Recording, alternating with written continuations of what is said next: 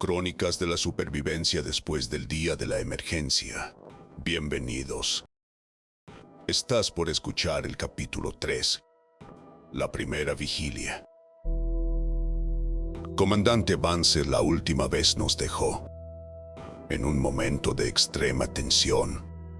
La noche había caído sobre Éxodo 1 y un alarido gutural había rasgado el velo del silencio. ¿Qué sucedió en esos instantes que siguieron? La oscuridad, señor. La oscuridad se volvió un depredador en sí misma. No era solo la ausencia de luz artificial. Era una negrura absoluta que parecía consumir el aire mismo. Las estrellas apenas se veían a través del velo de la contaminación que el día de la emergencia había dejado en la atmósfera. Era una oscuridad que pesaba, una manta opresiva que ahogaba cualquier atisbo de esperanza visual. Los focos de las torretas automáticas eran los únicos puntos de referencia, pero sus haces eran barridos rápidamente por la neblina densa y fría que se levantaba del suelo. Esta neblina no era natural. Tenía un olor metálico, a tierra removida y a algo más. Algo putrefacto y extraño. Un hedor dulzón y corrosivo que se pegaba a la garganta. Podía sentir la humedad helada calándome hasta los huesos, a pesar de mi uniforme pesado y el calor del búnker de mando.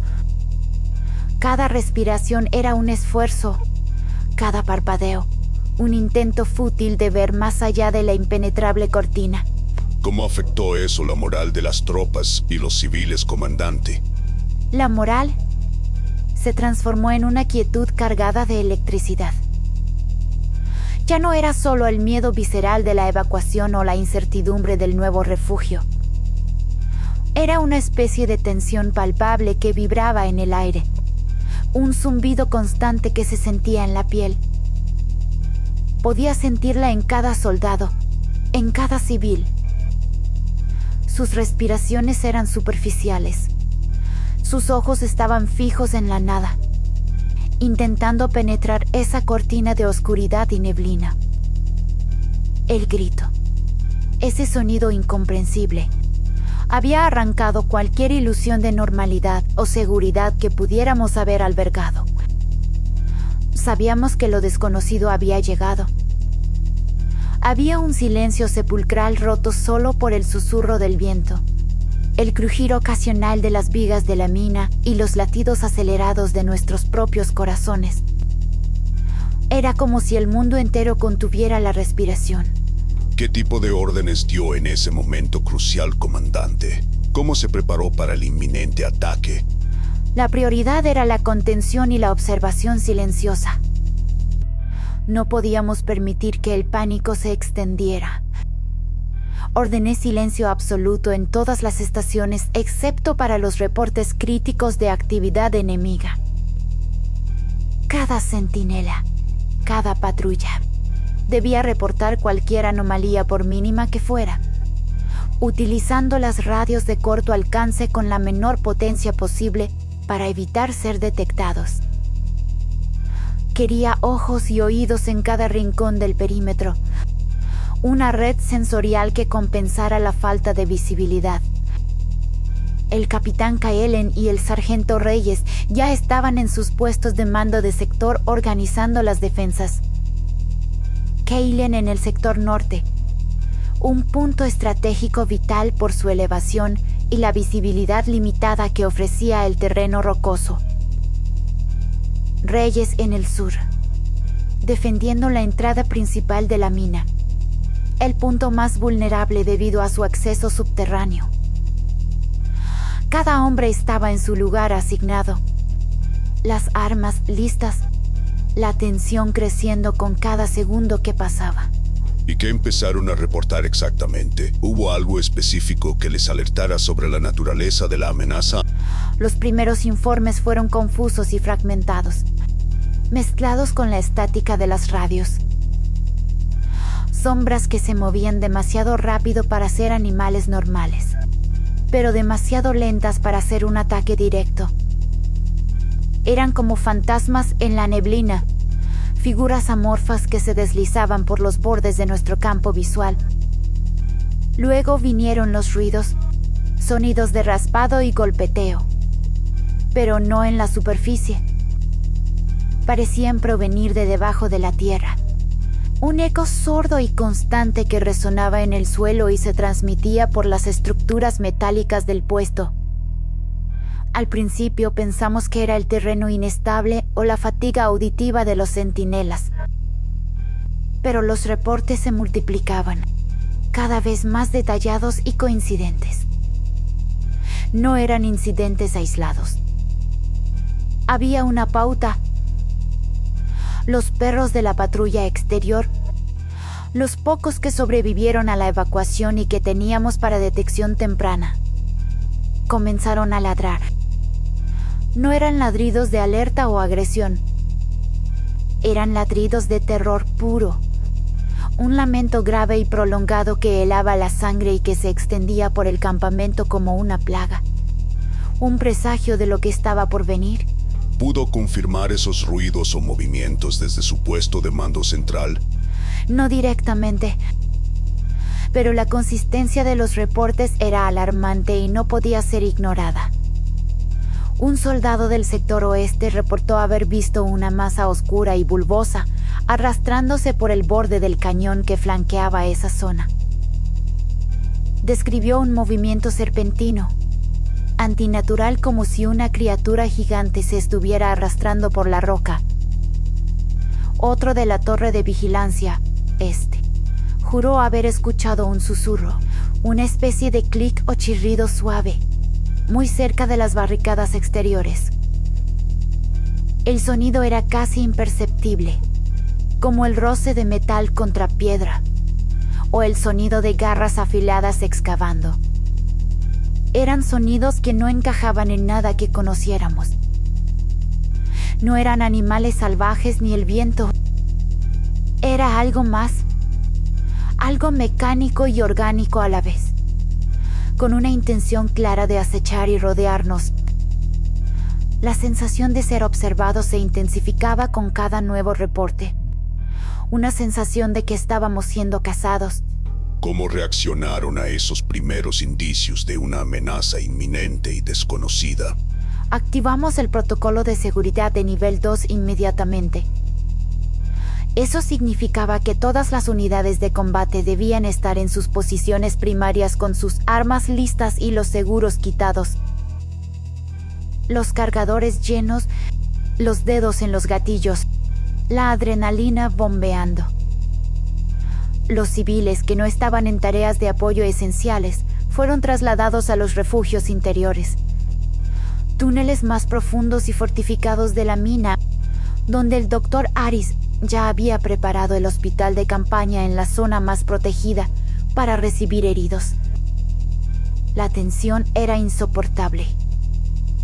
Era como si el aire mismo estuviera vibrando con la expectativa de la guerra. Una guerra que no habíamos pedido y para la cual no estábamos preparados. Cada uno de nosotros sentía el pulso del ataque acercándose. Los soldados se aferraban a sus armas con nudillos blancos. Sus rostros mostraban una mezcla de determinación y puro terror. Una mirada que conocía la muerte. ¿Había alguna visibilidad en ese momento, comandante? ¿Podían ver algo más allá de la neblina que los rodeaba? Muy poca. La neblina era densa y se había vuelto aún más espesa. Una cortina blanquecina que se movía con las corrientes de aire frío. Apenas podíamos distinguir las siluetas de nuestros propios hombres a unos pocos metros de distancia. Los visores nocturnos que teníamos eran limitados.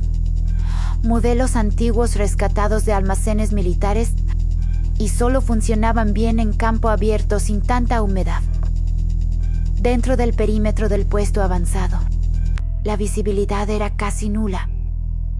Dependíamos del sonido, del tacto y de la intuición, de los nervios a flor de piel.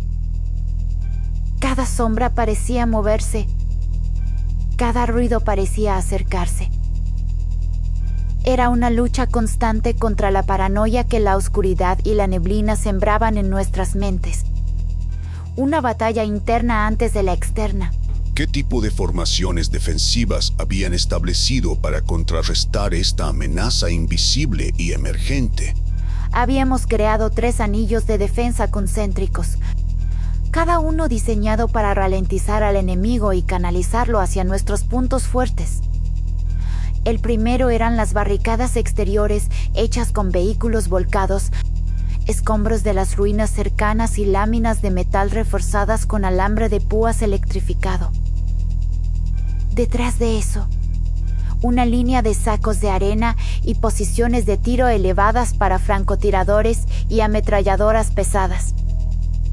Y finalmente, el perímetro interior con las torretas automáticas de disparo rápido y los puntos de reunión para un último stand si la situación se volvía crítica. Nuestro objetivo principal era canalizar cualquier ataque hacia los puntos fuertes donde teníamos la mayor concentración de fuego y la mejor cobertura. Los ingenieros de combate habían trabajado sin descanso para maximizar la efectividad de cada barrera, pero sabíamos que eran solo un retraso. ¿Cómo se comunicaban las órdenes y los reportes en esa oscuridad y con la amenaza creciente, comandante? Principalmente por radio de corto alcance. Pero incluso eso era un riesgo. Las criaturas parecían reaccionar al sonido, a las vibraciones que se transmitían por el aire y la tierra. Así que las comunicaciones eran breves, codificadas y solo cuando era absolutamente necesario. Muchos comandos se transmitían de boca en boca o mediante señales manuales entre las posiciones cercanas, para evitar cualquier sonido innecesario que pudiera delatarnos.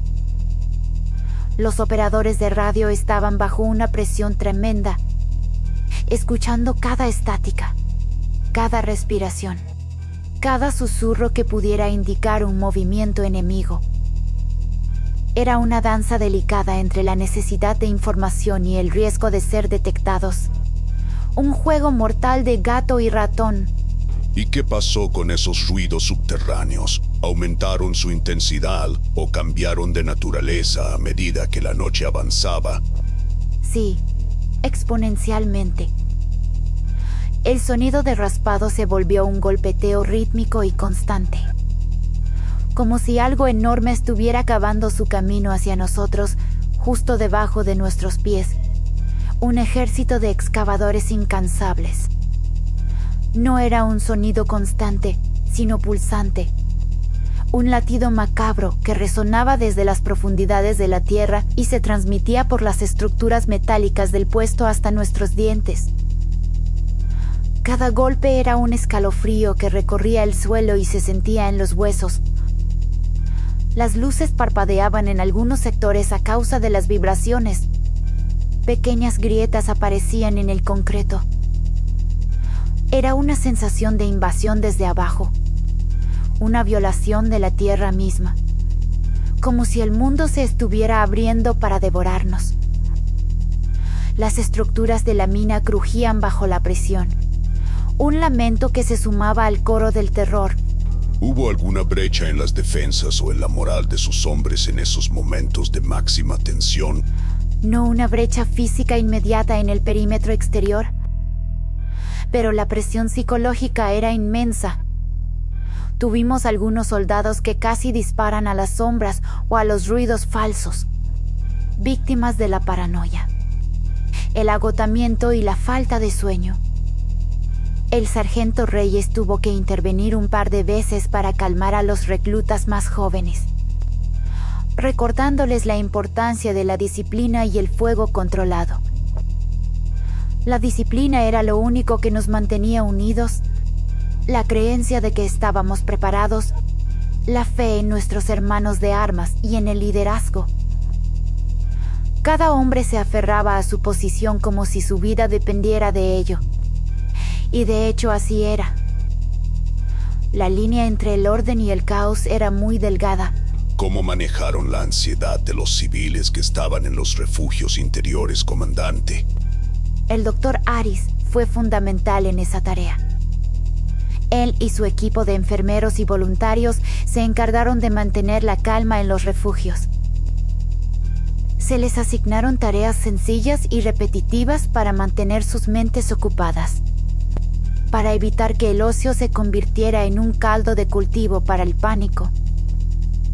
Distribución de raciones de emergencia, chequeo de suministros médicos, cualquier cosa para evitar que se quedaran quietos escuchando el horror que se acercaba desde el exterior.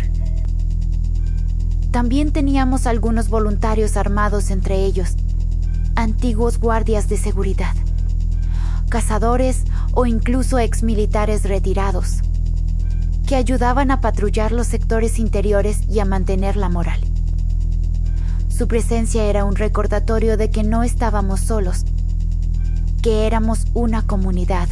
¿Qué tan lejos estaban las criaturas según los reportes y los ruidos en ese momento crucial? Era difícil de precisar con exactitud. Los sonidos parecían envolvernos. Venían de todas direcciones, pero sin un foco claro. Los reportes más preocupantes venían de los sectores este y oeste. Parecía que estaban probando nuestras defensas, buscando un punto débil, una fisura en nuestra armadura. El capitán Kaelen sugirió que estaban coordinando, que sus movimientos no eran aleatorios. Una idea aterradora que nos obligó a reevaluar todo lo que creíamos saber sobre la amenaza y a enfrentar la posibilidad de una inteligencia superior. ¿Coordinando? ¿Había alguna evidencia de esa coordinación, comandante? ¿Algún patrón que identificaran? Solo la naturaleza de los movimientos. No eran aleatorios como los de una manada de animales salvajes. Había una pauta, una especie de inteligencia sutil y macabra. Los ladridos de los perros disminuyeron en el sector norte, pero se intensificaron en el sur. Luego los ruidos subterráneos se hicieron más fuertes en el este. Era como si estuvieran midiendo nuestra respuesta, aprendiendo de nosotros, adaptándose a nuestras defensas. Eso nos hizo darnos cuenta de que no estábamos lidiando con bestias sin cerebro. Estábamos lidiando con algo más, algo inteligente, algo que pensaba y planificaba cada uno de sus movimientos. La verdadera naturaleza de la amenaza comenzaba a revelarse, y era más aterradora de lo que habíamos imaginado. ¿Y cuándo se activaron los protocolos de seguridad de emergencia de nivel máximo? ¿Cuál fue la señal definitiva?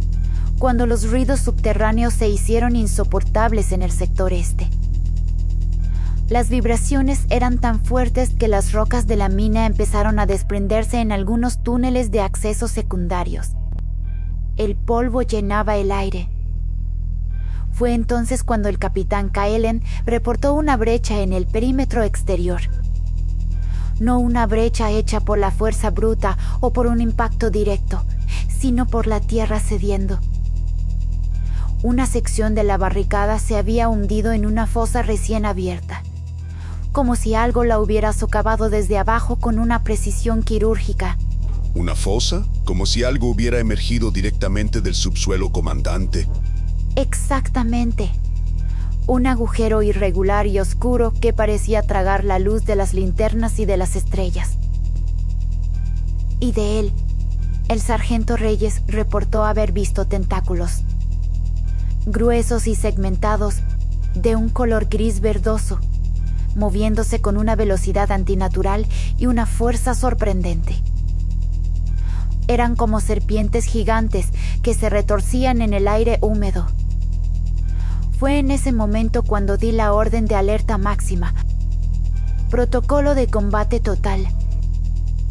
Todas las luces de emergencia se encendieron, bañando el campamento en un resplandor rojizo y tenue. Un color que pronto se mezclaría con la sangre.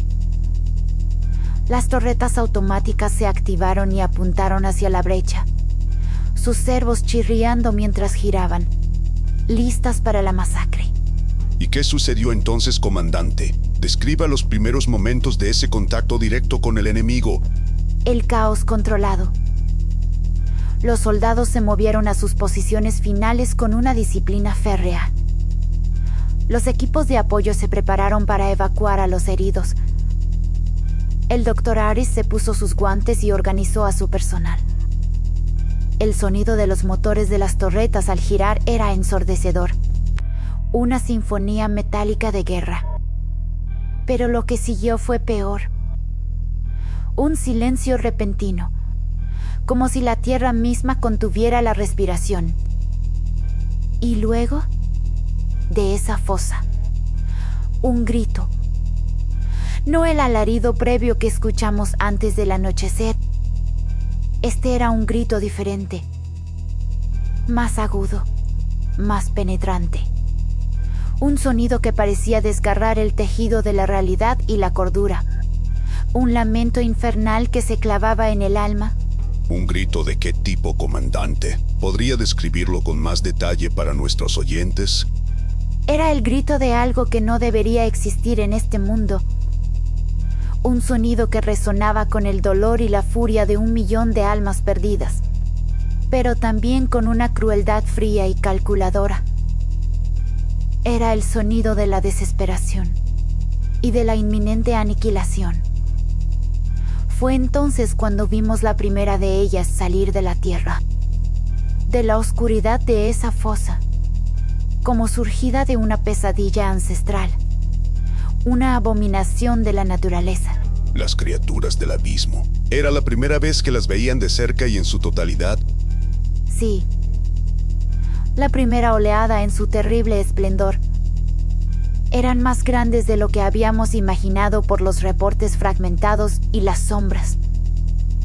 Su piel era una coraza de quitina oscura, brillante bajo la escasa luz de emergencia, como si estuviera pulida por milenios de roce subterráneo. Un exoesqueleto impenetrable. Tenían múltiples extremidades, algunas terminadas en garras afiladas como cuchillas de obsidiana, otras en apéndices prensiles que se retorcían y buscaban asidero con una agilidad sorprendente. Sus cabezas, si es que se les podía llamar así, eran una masa de dientes cerrados y ojos compuestos que brillaban con una luz rojiza y fría, como brasas moribundas que observaban con una malicia primordial. No tenían ojos en el sentido que conocemos. Eran como insectos gigantes y grotescos, pero con una inteligencia depredadora y una velocidad aterradora. Su presencia era una afrenta a la naturaleza, una aberración. ¿Y atacaron inmediatamente, comandante Vance? ¿Cómo fue el primer contacto directo y la respuesta de sus tropas? Con una ferocidad que nunca había presenciado en ninguna guerra o conflicto. No había vacilación. No había miedo en sus movimientos. Solo un impulso primario de destruir todo a su paso. La primera criatura se lanzó contra la barricada con una fuerza devastadora. Sus garras rasgaron el metal de los vehículos como si fuera papel mojado. El sonido metálico resonó en la noche. Las torretas automáticas abrieron fuego con un rugido atronador, escupiendo una lluvia de plomo. El sonido de las balas impactando contra su coraza. Era como martillos golpeando acero, un repiqueteo incesante. Pero no se detuvo. Otras criaturas comenzaron a surgir de la fosa, una tras otra, como un torrente de pesadillas vivientes, imparables e implacables. Era una marea imparable de horror. ¿Qué tan rápido se propagó el ataque por el resto del puesto avanzado, comandante? En cuestión de segundos. Lo que empezó como una brecha localizada en el este se convirtió en un asalto en varios frentes. Los ruidos subterráneos que habíamos estado escuchando eran la preparación para múltiples puntos de emergencia simultáneos. No solo en el este, también en el oeste y en el sur. Las criaturas estaban emergiendo por todas partes, rompiendo la tierra y las defensas con una facilidad pasmosa, como si el suelo fuera de mantequilla. Nuestro perímetro estaba siendo atacado simultáneamente desde múltiples puntos.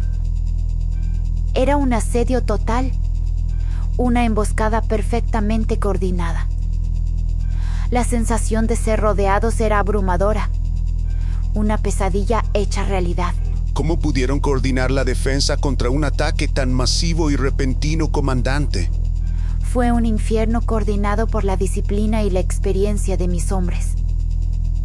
La voz del capitán Kaelen se mantenía firme en la radio, dirigiendo el fuego en el sector norte con una calma sorprendente, incluso en medio del estruendo.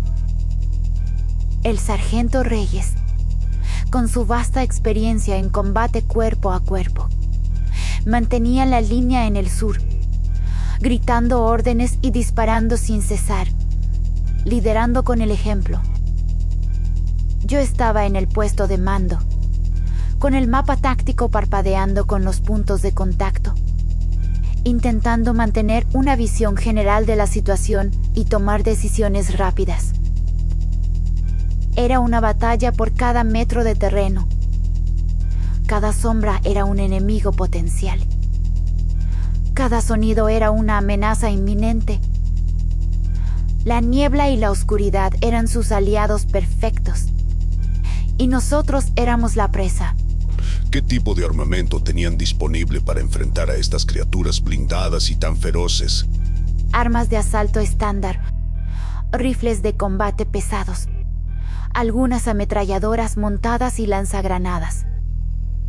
Lo que pudimos salvar de la evacuación de Veridia, pero pronto nos dimos cuenta de que no era suficiente. Las balas rebotaban en su coraza quitinosa, dejando solo rasguños superficiales o desviándose. Necesitábamos fuego concentrado. Necesitábamos explosivos. Necesitábamos algo que pudiera penetrar esa armadura natural que parecía invulnerable. La desesperación comenzó a asomar, un frío apretón en el estómago. Hubo bajas en esos primeros momentos del asalto, comandante. ¿Cuál fue el impacto inmediato en sus tropas? Demasiadas. Los gritos de los heridos se mezclaban con el estruendo de los disparos y el chirrido incesante de las criaturas. Vi a soldados valientes ser arrastrados a la oscuridad antes de que pudiéramos reaccionar, sus últimos sonidos ahogados por el caos y el horror. Las garras de esas cosas eran letales. Un solo golpe podía partir a un hombre por la mitad o arrancar una extremidad con una facilidad espantosa. El Dr. Aris y su equipo estaban desbordados antes de que la batalla realmente comenzara. El hospital de campaña se llenó en cuestión de minutos, un mar de sangre y dolor. Comandante, es una imagen aterradora. ¿Qué pensó en ese momento? ¿Que todo estaba perdido? No. Nunca. No hay tiempo para eso en la guerra. Solo hay tiempo para la siguiente decisión, la siguiente orden, la siguiente bala. Pensé en la gente que habíamos prometido proteger, los civiles en los refugios. Pensé en Veridia, en lo que habíamos perdido, en el Puente de las Águilas y en todos los sacrificios que habíamos hecho. Y supe que no podíamos perder esto también. Éxodo 1 era la última esperanza. Teníamos que aguantar. Teníamos que luchar. No había otra opción. Solo la supervivencia. ¿Cómo se mantuvo la comunicación con sus comandantes de sector en medio de ese caos y la interferencia constante? Con dificultad extrema. Las interferencias eran constantes. Un ruido blanco que ahogaba las voces y distorsionaba los mensajes. El estruendo de la batalla era ensordecedor. A veces solo podíamos escuchar fragmentos de palabras, estática y gritos. Pero Kaelen y Reyes eran profesionales experimentados. Sabían lo que hacían. Confiaba en ellos implícitamente. Mis órdenes eran simples. Mantengan la línea a toda costa. Si no pueden detenerlos, ralentícenlos. Ganen tiempo. Cada segundo era vital. Cada momento una oportunidad. ¿Tenían algún tipo de apoyo aéreo o artillería para repeler el ataque, comandante? Ninguno. Absolutamente ninguno. Todo había sido destruido o estaba fuera de alcance después del día de la emergencia. Estábamos solos.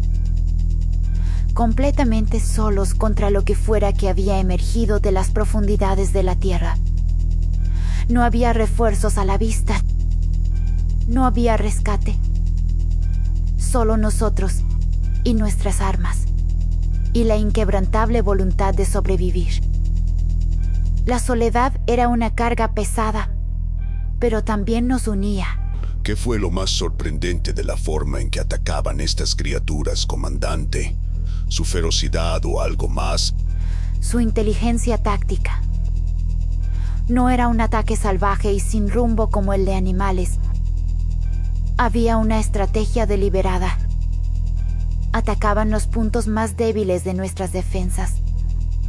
Intentaban flanquearnos por los túneles secundarios de la mina. Y lo que es más perturbador, parecían aprender de nuestros movimientos. Si disparábamos a una, las otras se adaptaban. Cambiaban su ángulo de ataque. Se movían de forma impredecible. Era como si tuvieran un líder o una mente colmena que coordinaba sus acciones. Una mente maestra detrás del horror. Una inteligencia alienígena. ¿Y cómo contraatacaron a esa inteligencia táctica del enemigo? ¿Qué estrategias improvisaron? Tuvimos que improvisar sobre la marcha. El sargento Reyes sugirió una táctica arriesgada en el sector sur. Concentrar el fuego explosivo en una criatura específica para ver si eso desorganizaba al resto. Lo intentamos. Funcionó por un momento. Las criaturas retrocedieron ligeramente de ese punto, pero luego redoblaron el ataque en el este con una ferocidad renovada, como si estuvieran probándonos, evaluando nuestras capacidades de respuesta. Era una partida de ajedrez mortal en la oscuridad donde cada movimiento contaba. ¿Cuánto tiempo duró esa primera oleada de ataques, comandante Vances? Parecía una eternidad. Cada minuto era una hora. Cada hora era un día. El tiempo se distorsionó en el fragor del combate. Los sentidos se agudizaron. El miedo se volvió un compañero constante. Pero en realidad, la primera oleada importante duró casi 2 horas de combate ininterrumpido. 2 horas de fuego constante, de gritos, de desesperación y de una lucha brutal. Después de eso, hubo una tregua tensa que nos permitió respirar, reorganizarnos y evaluar los daños bajo la tenue luz de las antorchas y los faros de los vehículos. ¿Y qué daños encontraron en Éxodo 1 durante esa breve tregua? El perímetro exterior estaba gravemente comprometido en varios puntos. Las barricadas habían sido destrozadas. Los vehículos volcados se habían convertido en chatarra retorcida. Tuvimos muchas bajas, demasiadas para contarlas rápidamente. Un número que me persigue hasta el día de hoy. Los heridos eran incontables, muchos con heridas horribles causadas por las garras y los dientes de las criaturas. Pero lo más importante, habíamos aguantado. Éxodo 1 seguía en pie. A duras penas, pero seguía en pie. La determinación se había fortalecido, forjada en el fuego de la batalla. ¿Qué hicieron sus hombres y los civiles durante esa para prepararse para lo inevitable, comandante? Recogimos a los heridos con la mayor rapidez posible, bajo el riesgo de un nuevo ataque. Reforzamos las posiciones más débiles con lo que quedaba de escombros y vehículos. Repusimos municiones de las reservas limitadas. Reasignamos personal de las zonas menos atacadas para cubrir las brechas. y tratamos de entender qué demonios estábamos enfrentando. El doctor Aris y su equipo trabajaron sin descanso en el hospital de campaña, sus manos manchadas de sangre, sus rostros agotados pero resueltos. Los civiles de apoyo ayudaron a transportar los heridos y a distribuir agua y raciones de emergencia. Fue un esfuerzo de equipo heroico. Todos contribuyeron con lo que pudieron, sin quejarse. ¿Pudieron obtener alguna información sobre la anatomía o debilidades de las criaturas durante esa y el análisis de los restos? Sí. Los técnicos de armamento recuperaron algunos fragmentos de las corazas destrozadas que habían quedado esparcidos por el suelo. Eran increíblemente densas y resistentes a las balas de nuestros rifles estándar. Pero descubrimos que las articulaciones, las uniones entre los segmentos de sus extremidades y su cuello, eran más vulnerables. Y sus ojos compuestos, aunque pequeños y protegidos por una capa translúcida, eran un punto débil si se lograba un disparo preciso. La información era escasa pero vital. Cada dato una esperanza de supervivencia. ¿Y qué tan grande era la amenaza, comandante? ¿Había un fin a la vista para este horror que se cernía sobre ustedes? No. No había fin a la vista. Esa fue solo un respiro. Un momento para recuperar el aliento antes de la siguiente embestida. Sabíamos que volverían. Y que la próxima vez serían más fuertes, más organizadas y más numerosas. La primera noche de la humanidad contra las criaturas del abismo apenas había comenzado. La verdadera lucha aún estaba por delante. La noche era joven y el peligro inmenso. Una batalla interminable. Comandante Vances, lo que describe es un infierno viviente. ¿Cómo se mantuvo la esperanza en medio de tal devastación y desesperación? La esperanza es una llama que nunca se apaga del todo, incluso en la oscuridad más profunda. Ver a mis hombres luchar con tanta valentía, ver a los civiles arriesgar sus vidas para ayudar a los demás. Eso era la esperanza. Era la prueba de que no estábamos rotos, que todavía éramos humanos y que podíamos resistir. Era la razón por la que seguíamos luchando. La promesa de un nuevo amanecer, aunque lejano y tenue. ¿Qué lecciones clave aprendieron de esa primera oleada de ataques que cambió su perspectiva? Que el enemigo era adaptable e inteligente. No meras bestias salvajes. Que nuestras armas estándar apenas bastaban para penetrar su blindaje natural. Y que la disciplina, la coordinación y la improvisación eran nuestra única ventaja. También aprendimos que estas criaturas no venían de la superficie como habíamos supuesto inicialmente. Venían de abajo, siempre de abajo. La tierra misma se había convertido en su arma, su escondite, su vía de ataque, una extensión de su propia malicia. ¿Y qué implicaciones tuvo eso para las defensas de Éxodo 1 en el corto plazo, comandante? Tuvimos que reconfigurar todo el esquema defensivo. No podíamos depender solo de las barreras superficiales. Necesitábamos fortificar el subsuelo.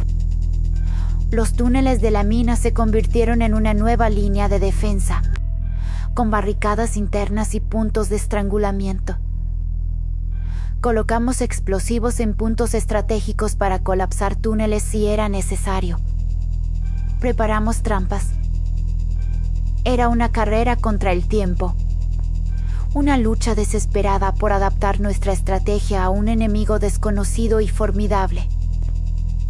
Sabíamos que la próxima oleada no tardaría en llegar, y que sería aún más brutal y coordinada. Una prueba definitiva. ¿Cuánto tiempo tuvieron para prepararse para esa inevitable siguiente oleada, comandante? Apenas unos minutos. Fue breve. Demasiado breve. El silencio que siguió a la primera oleada fue más aterrador que el propio combate. Era un silencio que prometía más horror, una calma que presagiaba una tormenta aún mayor. El sargento Reyes reportó nuevos movimientos subterráneos, esta vez más profundos, más coordinados y con una velocidad alarmante. Sabíamos que se estaban reagrupando y preparando para el golpe final, el asalto decisivo. ¿Estaba el capitán Kaelen con usted en el puesto de mando durante esa breve, comandante? No. Él estaba en el perímetro norte, dirigiendo personalmente a sus hombres en las reparaciones y la reorganización de las defensas.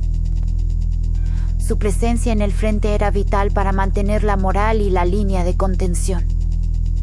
Solo nos comunicábamos por radio. Su voz era la calma en medio de la tormenta, una roca para sus tropas. Su liderazgo fue fundamental, un pilar de fuerza. ¿Y el doctor Aris y su equipo, comandante? ¿Cómo manejaban la afluencia constante de heridos?